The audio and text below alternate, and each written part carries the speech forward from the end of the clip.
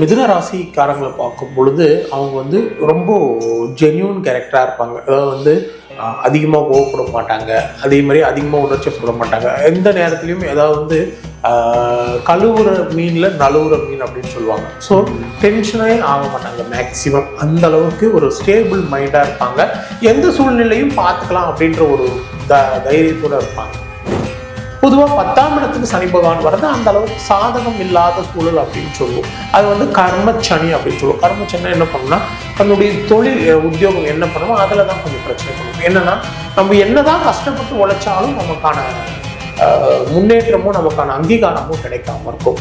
So உழைப்பு அதிகமாக இருக்கும், ஆனால் அதனுடைய பலன்கள் மிக குறைவாக இருக்கும். சுடுகாட்டில் வந்து பிணம் எரியும், ஓகேங்களா? பிணம் எரிப்பாங்க. அந்த பிணம் எந்த பிணமாக இருந்தாலும் அதை போயிட்டு அந்த பிணம் இருக்கிறத பார்க்கறது. அப்புறம் அனாதை பிணங்கள் நிறைய இருக்கும். அனாதை பிணங்கள்னா யாருடைய ஆதரவும் இல்லாமல் ஆதரவற்றவர்கள் இருப்பாங்க. அவங்களுடைய ஈமச்சடங்குக்கு வந்து தேவையான பண உதவி செய்கிறதும் முழுமையாக ஏற்றுக்கிறதும் கூட இவங்களுக்கு ஒரு சிறந்த பரிகாரம். அந்த ஒரு விஷயம் பண்ணிட்டாவே உங்களுக்கு மிகப்பெரிய மாற்றங்கள்லாம் வந்துடும்.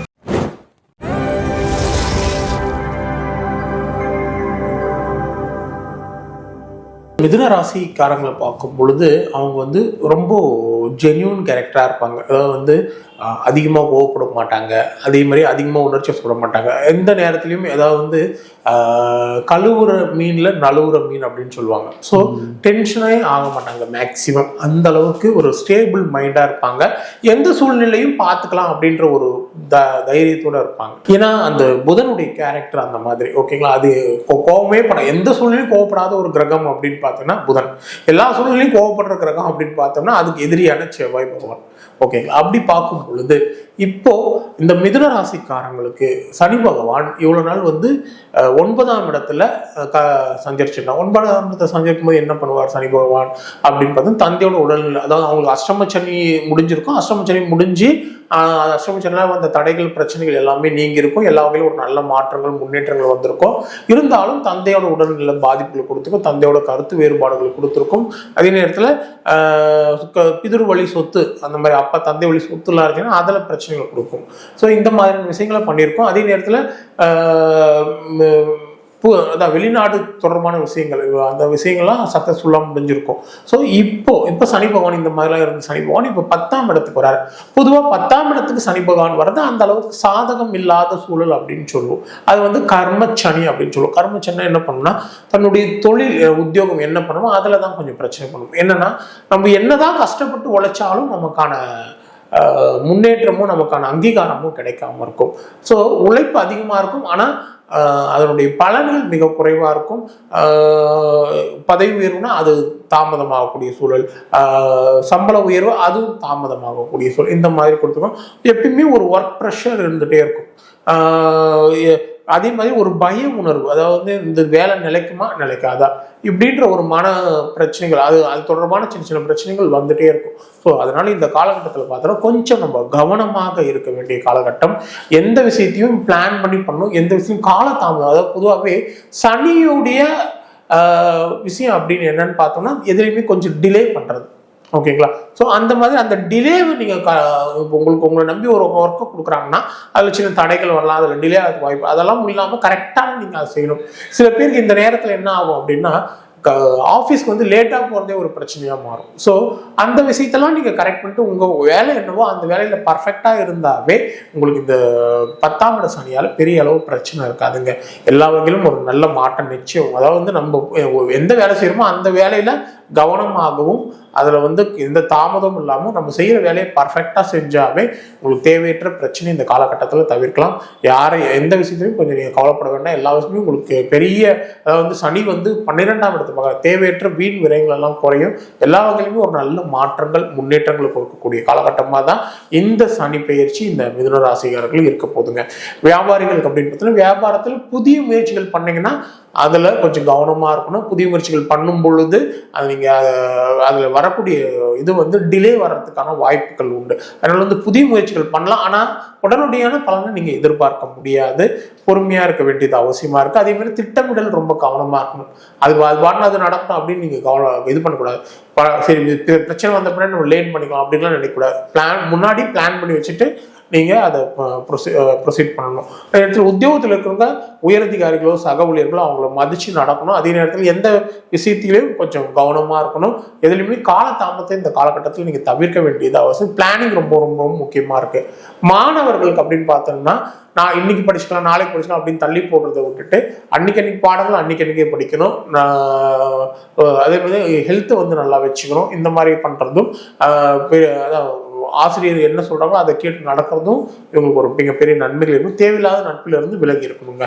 அதே நேரத்தில் கலைத்துறையினருக்கு அப்படின்னு பார்க்கும்போது உங்களுக்கு கிடைக்கிற வாய்ப்பை சரியா பயன்படுத்திக்கணும். அதுக்காக கடுமையாக உழைக்கணும். நீங்க எந்த அளவுக்கு ஹார்ட் ஒர்க் பண்ணுங்க அந்த அளவுக்கு உங்களுக்கு முன்னேற்றம் நிச்சயம் உண்டு. அரசியல்வாதிகளுக்கு அப்படின்னு பார்க்கும் பொழுது உங்களுக்கு எப்பவுமே ஒரு குழப்பமான சூழல் இருந்துகிட்டே இருக்கும். தலைமையிடம் கொஞ்சம் அனுசரணையோட நடந்துக்கணும். யாரையுமே பகைச்சக்கூடாது. எந்த விஷயத்தையும் பொறுமையா கையாளுறது உங்களுக்கு மிகப்பெரிய நன்மைகளை ஏற்படுத்தி தரக்கூடிய நிலையில இருக்குங்க. சார், இப்ப பாத்தீங்கன்னா மார்ச் 2025 திருக்கணி ரீதியா வந்து சனிப்பயிற்சி வந்து தொடங்கியிருக்கு அப்படின்ற மாதிரி. இப்போ 2026லயே வந்து சனிப்பயிற்சி அப்படின்ற மாதிரி தொடங்கியிருக்கு. அது என்ன சார் அர்த்தம்? இதுக்கு அதுக்கு என்ன வேறுபாடு? பொதுவாகவே பார்த்தோம்னா சனிப்பயிற்சி அப்படின்றது வந்து 2.5 வருஷத்துக்கு ஒரு முறை தான் நடக்கும். சனி பகவான் வந்து ஒரு ராசியிலிருந்து இன்னொரு ராசி கடக்கிறதுக்கு எடுத்துக்கொள்ளக்கூடிய காலகட்டம் அப்படின்னு பார்த்தீங்கன்னா 2.5 வருஷம். ஏன் அப்படின்னா அவர் வந்து பூமியிலிருந்து மிக தொலைவில் கிரகம் இருக்கிறதுனால ஒரு ராசியும் கடக்கிறதுக்கு எடுத்துக்கூடிய காலகட்டம் இருக்கு. அதனால தான் அவர் நம்ம மந்தன் அந்த மாதிரிலாம் சொல்றோம். மந்தன்னா நிதானமானவர் அப்படின்ற மாதிரி.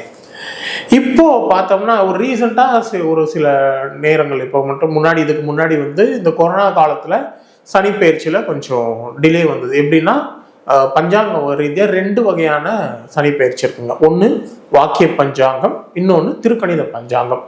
வாக்கிய பஞ்சாங்கம் அப்படின்றது என்னன்னா அந்த காலத்துல ரிஷிகள் முனிவர்கள் அவங்க வந்து வாக்கியத்துல பாடல்களா இப்போ கிரகநிலை வந்து இந்த வருடத்துல கிரகநிலை இந்த மாதிரி கொண்டு ஒரு பாடல்களா ஒரு கணிதத்தை எழுதி வச்சாங்க. அதை பேஸ் பண்ணி வர்றது வந்து வாக்கிய பஞ்சாங்கம். அதை வந்து கோவில்களில் பாரம்பரியமாக பயன்படுத்திட்டு வர்றதுனால அது கோவிலில் இப்போ திருநள்ளாறில் நடக்கிற சனிப்பெயர்ச்சி எல்லாமே மற்ற கோயில்களில் திருக்கொள்ளிக்காடு இதெல்லாமே சனிப்பெயர்ச்சி நடத்துனாங்கன்னா அவங்க பஞ்சாங்கப்படி வாக்கிய பஞ்சாங்கப்படியான சனிப்பெயர்ச்சியை தான் அவங்க எடுத்துக்குவாங்க.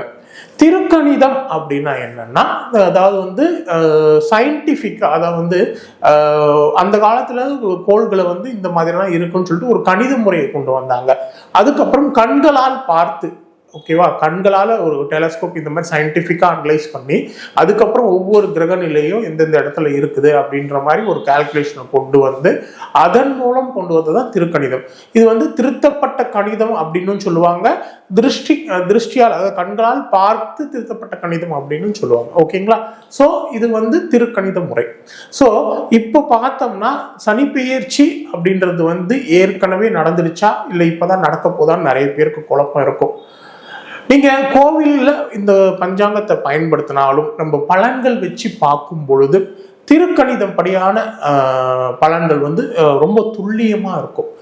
வாக்கியப்படியாம நடக்காதுன்னு நான் சொல்ல வரல. ஆனா வாக்கிய பஞ்சாங்கம் படியும் இருக்கும். ஆனா துல்லியமா இப்ப பாத்தீங்கன்னா திருப்பரங்குன்றம் அப்படி அதுக்கு ப்ரூஃப் என்னன்னா இப்ப திருப்பரங்குன்றம் அப்படின்றது வந்து மீனராசி, மதுரைன்றது வந்து மீனராசி, மதுரை மீனாட்சி அது அப்படின்றது மீனராசி. ஓகேங்களா? திருப்பரங்குன்றமும் மதுரை பக்கத்துல இருக்குது, அது மீனராசி. இப்போ திருப்பரங்குன்றத்துல கரெக்டா ஒரு 1.5 years முன்னாடி வந்து ஜனவரியில 2025 பிரச்சனை ஆரம்பிச்சது. ஏன்னா சனி பகவான் ஒரு ராசிக்கு வர்றதுக்கு 6 மாதத்துக்கு முன்னாடி அதற்குரிய பலன்களை தருவார். அதன்படி பார்க்கும் பொழுது மார்ச் மாதம் சனி பயிற்சி, ஆனால் ஜனவரி மாசத்துல இருந்தே திருப்பரங்குன்றம் பிரச்சனை அதிகமாகி அதன் மூலம் சில பிரச்சனைகள் ஓடிட்டு இருக்கு. அப்போ சனி அங்க வந்துட்டதுனாலதான் திருப்பரங்குன்றத்துல அந்த பிரச்சனை உருவாச்சு. ஸோ இந்த மாதிரி தனிப்பட்ட முறையில மீனராசிக்காரங்களை பார்த்தீங்கன்னா மீனராசிக்காரங்களை போய் கேட்டுச்சு தலைவலி அதிகமா இருக்கா, மனக்குழப்பம் அதிகமா இருக்கா அப்படின்னு கேட்டோம்னா ஆமான்னு சொல்லுவாங்க. ஏன் அப்படின்னா அவங்களுக்கு ஜென்மச்சனி நடந்துட்டு இருக்கு. ஸோ அதை வச்சு பார்க்கும் பொழுது திருக்கணித ரீதியான பலன்கள் மிகவும் அக்யூரசி கொடுக்கும். அதற்காக நம்ம வாக்கியத்தை நம்ம ஒதுக்கிட முடியாது. ஏன்னா அது பாரம்பரியமாக பயன்படுத்துறதுனால இப்போ நடக்கிற சனிப்பெயர்ச்சி வந்து திருநள்ளாறில் நடக்கிற சனிப்பெயர்ச்சி இந்த வருடம் மார்ச் மாதம் 6ஆம் தேதி நடக்குதுங்க. இது வந்து வாக்கிய ரீதியான சனிப்பெயர்ச்சி. சரி சார், இப்போ வருடங்களை பற்றி நிறைய பயிற்சிகள் நிறைய வருதுன்னு தெரியும். ஆனா முக்கியமா இந்த சனி பயிற்சி மட்டும் அதிகமாக எதிர்பார்த்து பார்க்குறோம். அதாவது ஆக்சுவலி வந்து ஒவ்வொரு கிரக பெயர்ச்சியும் எதிர்பார்ப்புகள் உண்டு. எப்படின்னு பார்த்தோம்னா சனி பெயர்ச்சி, குரு பெயர்ச்சி, ராகு கேது பெயர்ச்சி, இந்த கிரகங்களுடைய பெயர்ச்சிகள் மட்டும்தான் மிகவும் தெளிவான, அதாவது வந்து எல்லாரையும் எதிர்பார்க்கக்கூடியது. ஏன் அப்படின்னா அது சில மாற்றங்களை ஏற்படுத்தி அந்த மாற்றங்களை நல்லா உணர முடியும். மற்ற பெயர்ச்சிகள், இந்த சூரியன், சந்திரன், செவ்வாய், இதனுடைய பெயர்ச்சி காலகட்டம்லாம் இப்போ சந்திரன்லாம் ஒரு 2.25 நாளுக்கு ஒரு ராசி மாறும், சூரியன் மாதத்துக்கு ஒரு முறை. ஸோ இந்த மாதிரிலாம் பண்ணும் பொழுது அதில் வந்து பெரிய அளவு மாற்றங்களை நார்மல் வாழ்க்கையில நம்ம அனுபவிக்க முடியாது. ஆனால் நம்ம ராசி பலன்களை சந்திரன் வச்சு டெய்லி ராசி பலன் எழுதும் போதும் அக்யூரசி வரும்.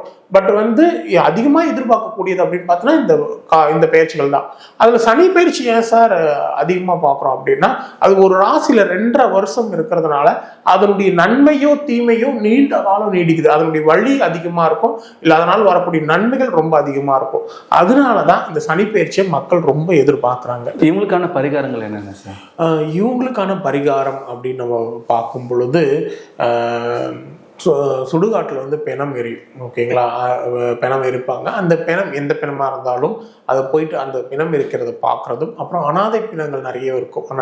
அனாதை பிணம்னா யாருடைய ஆதரவும் இல்லாமல் ஆதரவற்றவர்கள் இருப்பாங்க. அவங்களுடைய ஈமச்சடங்குக்கு வந்து தேவையான பண உதவி செய்கிறதும் முழுமையாக ஏற்றுக்கிறதும் கூட இவங்களுக்கு ஒரு சிறந்த பரிகாரம். அந்த ஒரு விஷயம் பண்ணிட்டாவே இவங்களுக்கு மிகப்பெரிய மாற்றங்கள்லாம் வந்துடும். ஸோ அதுதான் இவங்களுக்கு சரியான பரிகாரமாக இருக்கும். நரசிம்மர் ஆஞ்சநேயர் வழிபாடை வச்சுக்கிறது. ஏன்னா மிதுனம் வந்து புதன் இல்லையா, நரசிம்மர் ஆஞ்சநேயர் வழிபாடு நன்மை தரும். நான் விஞ்ஞான ஜோதிடர் ஆம்பூர் வேல்முருகன். நம்ம வந்து ஜோதிடத்தில் நம்மளை சார்ந்து வரக்கூடியவங்களுக்கு நீங்கள் வந்து உங்களுடைய பிரச்சனைகள் ஏதேனும் இருக்குது அப்படின்னாலும், இல்லை உங்களுக்கு சனிப்பெயர்ச்சியால் பிரச்சனை வருது, இல்லை வேறு ஏதேனும் பிரச்சனை அப்படின்னாலும் உங்களுக்கு தனிப்பட்ட ஆலோசனை வேணும்னா நீங்கள் என்னை தொடர்பு கொள்ளுங்கள். உங்கள் ஜாதகத்தை பார்த்து உங்கள் ஜாதகத்தில் உங்களுக்கு இருக்கிற பிரச்சனைகளுக்கு சரியான பரிகாரங்களும் மற்றும் உங்களுக்கு தேவையான உங்கள் வாழ்க்கையில மிகப்பெரிய வெற்றிகளை அடையிறதுக்கு உங்களுக்கு அதிர்ஷ்ட ரத்தினங்கள் இது போன்ற ஆலோசனைகள் வேணும்னாலும் நீங்கள் என்னை தொடர்பு கொள்ளுங்க. உங்களுக்கு அனைத்தும் வகையிலையும் உங்களுக்கு நன்மைகள் செய்து தரப்படும். அதே நேரத்தில் பரிகாரங்கள், துல்லியமான பரிகாரங்கள், உங்கள் ஜாதகத்துக்கு ஒரு விஷயத்துக்காக நம்ம காண்டாக்ட் பண்ணும்போது அதுக்கான பிரச்சனை என்ன, அதுக்கு என்ன மாதிரியான பரிகாரங்கள் அப்படின்றது வந்து மிகவும் அந்த பரிகாரம் துல்லியமான பரிகாரம். அதன் மூலம் உங்களுடைய பிரச்சனைகள் நிச்சயம் தீர்க்கப்படும்.